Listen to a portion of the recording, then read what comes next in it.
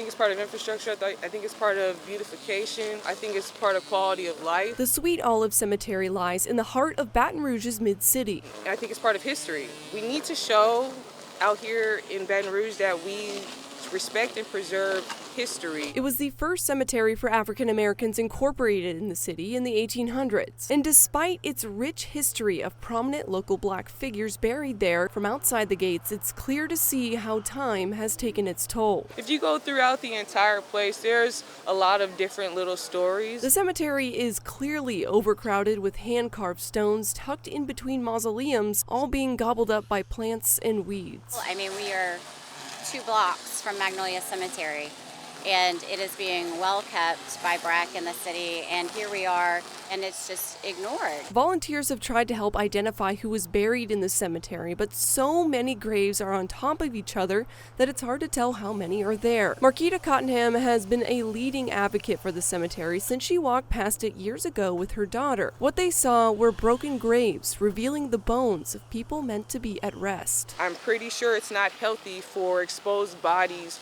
and runoff water to be going into the sewage and wherever it does go to, in the grass or where these kids play. There's a park right here on the corner. She even found a distant uncle who was buried beneath the grass and rubble, making the project a little bit more personal.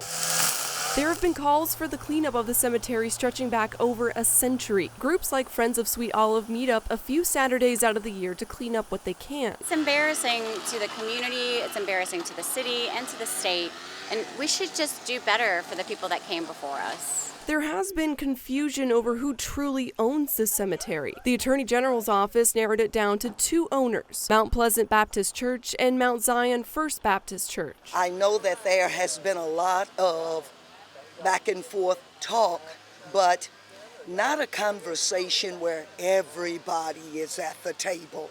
And that would make the difference. With the cemetery in the heart of her district, Metro Council member Carolyn Coleman has started conversations with stakeholders. There's a push to get the 2 churches together to talk about giving the cemetery over to the city. Mark Armstrong, the chief communications officer for Baton Rouge, says that the city can't make any commitments at this time, but they are interested in the project. He says there are also a lot of factors, including the cost to maintain it and different ideas on how the cemetery should be cared for.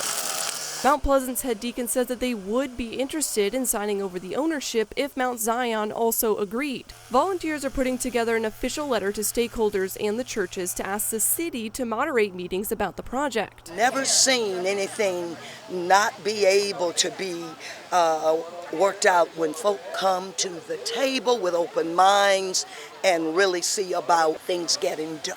The volunteers hope that BRAC could at least maintain the grass. After years of back and forth and more questions than answers, the first steps towards better preserving the historic cemetery are starting to be taken. When we do cut, you see a lot more flowers on the graves. It's actually really beautiful. There is no timeline of when meetings with stakeholders will take place, but they remain hopeful that this 100-year problem can soon be shifted into a story of preservation and valuable history in the heart of Baton Rouge. For NBC Local 33 News, I'm Shannon Hecht.